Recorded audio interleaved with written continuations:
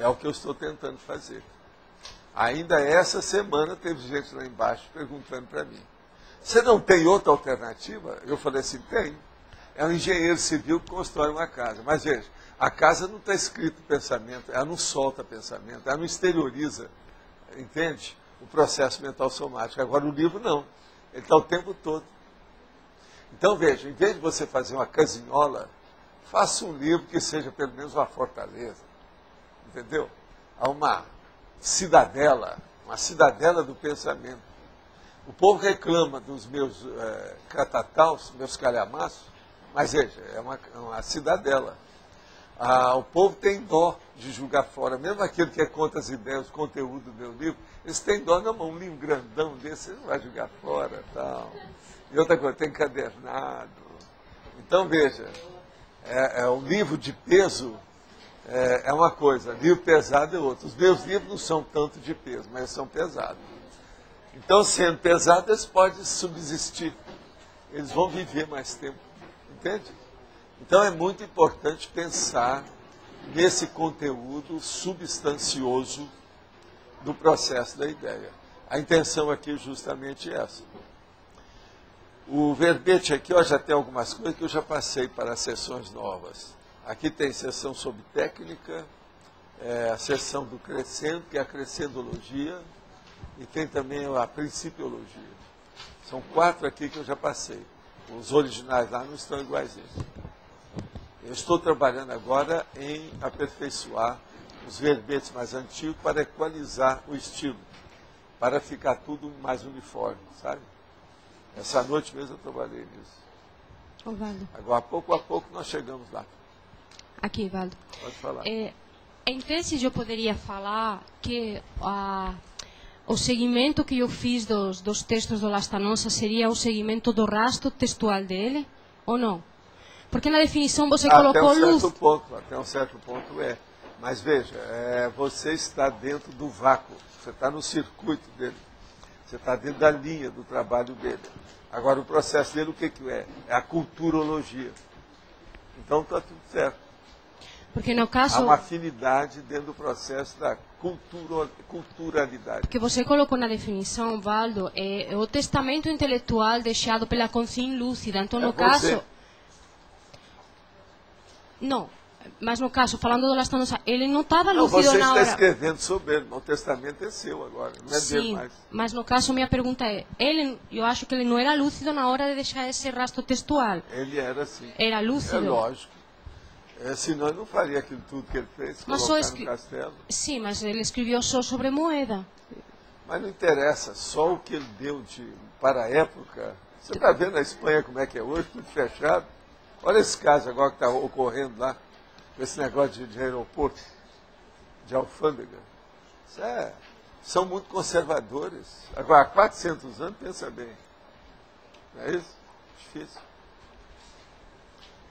Sr. Valdo, eu queria saber como que se faz um relato num material escrito, principalmente quando é autobiográfico, sem fazer evocação desnecessária. Olha, há um princípio que você talvez não saiba, que é o princípio que eu mesmo bato muito por ele.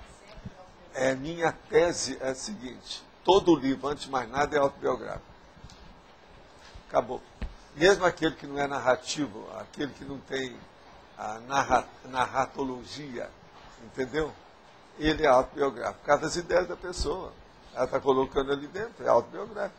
É o que ela pensou naquele momento evolutivo, ou naquele patamar da evolução dela, daquela vida. Então isso aí é muito sério pensar. Esqueça se o negócio é pessoal ou não. Agora, tem só um fato que eu também me bato muito e sempre lembro. Às vezes é bom que a pessoa comece por um livro autobiográfico das experiências dela para criar um ambiente, para abrir espaço. É o ouvindez, para criar a obra-prima. Entende? Começa por alguma coisa. Mas às vezes não é só por causa da pessoa. Às vezes é devido ao tema. Eu, por exemplo, comecei tudo escrevendo sobre projeções da consciência, que são produtos do meu trabalho. Porque eu precisava mostrar para os outros que eu, pelo menos, já tive experiência disso. Você está vendo, eu fui falar de terapias alternativas, a pessoa falou, parece que você não sabe o que é florais de bar. Bora. Eu mexo com essas coisas de fitoterapia faz 60 anos. E é isso. Agora, então, é preciso a gente mostrar a que a gente veio. De vez em quando, você tem que mostrar as garras, ou as garras de fora, para mostrar a realidade. Senão não adianta. Uma outra coisa. Lá no fundo, nós temos que evitar a autopromoção. Mas lá no fundo, vocês têm sempre que fazer autopromoção. Se eu não fizesse a autopromoção do meu livro, eu estava perdido. Por exemplo, ontem o Marcos falou aqui sobre projeciologia. A primeira edição, 5.000 exemplares, eu distribuí gratuitamente. Por quê? O povo não tinha dinheiro para comprar isso, nem ia dar valor para um livro que está chegando sobre isso no Brasil, que nunca ninguém escreveu daquele tamanho. Como é que ficaria? Sobre esses assuntos, ninguém escreveu nada aqui. 928 páginas. Eu falei, o jeito, eu tenho que mostrar que aqui eu vim. O que é que eu vim fazer aqui? Oncotô, Broncovô, Doncovim. Como é que é? Tinha que dar uma. E outra coisa, foi um problema até para publicar, porque eu queria fazer o livro gratuito e escrever lá dentro como saiu, e o editor não queria. Amigo meu, assim, Paulo, não se faz uma coisa dessa, ninguém lê um livro que você dá. Eu falei assim, ó, deixa comigo que esse aí vai dar. Agora, a melhor coisa, depois ele mesmo viu o efeito imediato.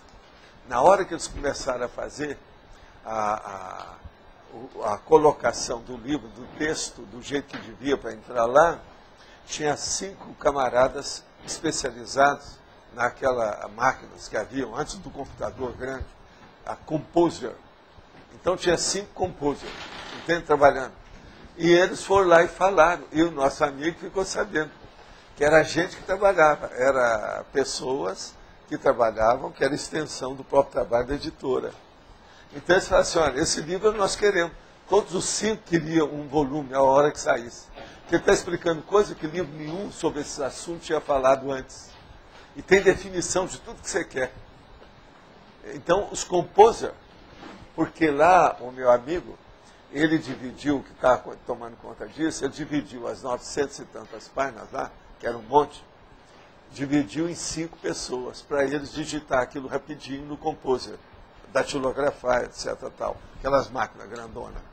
Então, eles vendo o que é que eles estavam fazendo, todo mundo, não, nós precisamos pedir esse livro para a gente. Fizeram até uma reunião depois que o livro saiu. Eu estive lá na reunião. E outra coisa, eles acharam muito ruim certas coisas que estavam lá também, para debater. Mas no fim chegaram à conclusão da história toda. Criou problema, então, ainda sem ter publicado o livro. Eu falei assim, é por isso que eu quero o livro. Tem que levar para aquelas pessoas que não têm nem interesse de adquirir o livro e nem também tem dinheiro para pagar o livro. Tem muita gente assim. E isso tudo aconteceu. Agora, na verdade, foram feitos mesmo 5.200 exemplares. Mas uns 200 tinham defeito de encadernação. Os cadernos não estavam bem construídos, tinha alguma coisa alterada. A gente sacrificou aquilo tudo. Mas 5.000 livros foram distribuídos, praticamente. Tem alguns, né, que a gente reservou, que os americanos falaram para mim, guarda alguns, que no futuro você vai precisar. Então eu guardei alguns. É o que a gente tem aí até hoje. Ó. Esse que está aí está até novo. Ele estava aqui ontem, está ali atrás, olha lá, está lá. Está praticamente novo. Ele foi guardado. Mas assim... Agora, isso aí só tem 22 anos, né? Tá certo? Mas assim, como é que eu vou explicitar um fato que às vezes é necessário sem fazer evocação? Como é que se faz isso? Tem uma técnica para isso? Ou explicitar um fato sem o quê? É um fato pessoal, às vezes você precisa explicitar. Você tem que expor você mesmo, não tem saída. Não. Olha o meu livro, Projeções da Consciência, que você vai ver o que é que a gente faz. Às vezes você tem que mostrar os gurgumilhos e as entranhas. Não tem outro jeito. Tá. É a saída. Aí, olha o livro como é que está. Ele está mais ou menos bonitinho. Não está tão ruim. Pois é. Por isso. Sim. Sobre que temas uma pessoa não deve deixar de escrever? Sobre qual tema ela não deve deixar de escrever? É tudo aquilo que ela aprendeu. Se ela aprendeu uma coisa que pode ensinar aos outros e aquilo vai ser bom para todo mundo, ela não deve deixar de escrever. Então, tudo aquilo que enriquece, que vamos dizer assim, pode dar a construtividade, a edificação do processo evolutivo dos outros, a pessoa tem que mostrar. Um exemplo, uma técnica, alguma coisa que deu certo. Vale a pena. Tem lógica?